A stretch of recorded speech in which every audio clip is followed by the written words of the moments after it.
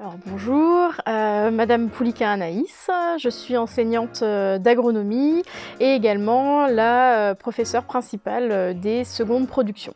Alors la seconde production, c'est une classe en voie professionnelle qui permet en fait d'accéder à une classe, à un bac pro CGEA, conduite et gestion en entreprise agricole.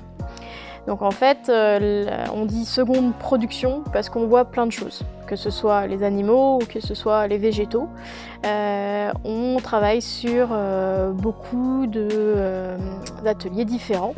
Et donc le bonus d'être onivote, c'est justement d'avoir ces ateliers animaux disponibles.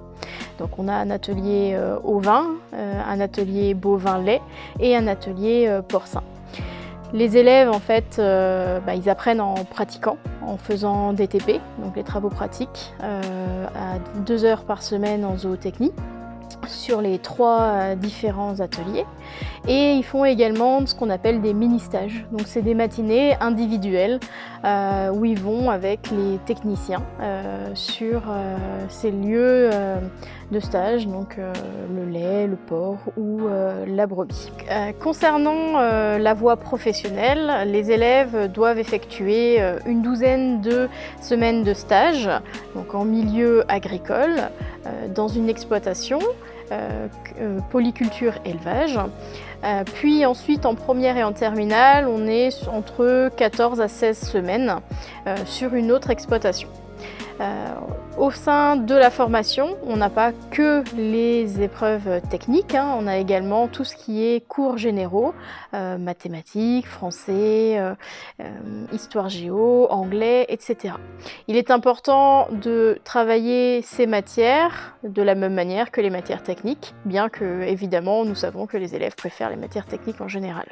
Alors, au cours de votre classe de première, vous avez la possibilité de partir à l'étranger. Donc à l'étranger, c'est-à-dire en Europe, au sein d'autres exploitations. Vous pouvez partir dans un pays anglophone, comme la Suède par exemple, ou si vous êtes un peu frileux et que vous avez peur de ne pas pouvoir communiquer, vous pouvez partir en Belgique ou au Luxembourg, où là on parle français. Je pense que c'est une expérience inoubliable pour chacun. Un peu peur au départ et puis après on a envie d'y rester. Au cours des 3 ans, on va également avoir la possibilité de faire des visites d'élevage, des visites de structures type abattoir ou le marché au cadran de chou-fleur par exemple à Saint-Paul-du-Léon, etc. Ça va dépendre après de comment sont faites les différentes formations et les différents enseignants en fait, qui choisiront de faire ces visites. Alors si après avoir entendu tout ce que j'ai dit et que la formation t'intéresse, et également si tu veux travailler avec des êtres vivants, que ce soit animal ou végétal, il faut vraiment que tu viennes au Nivote.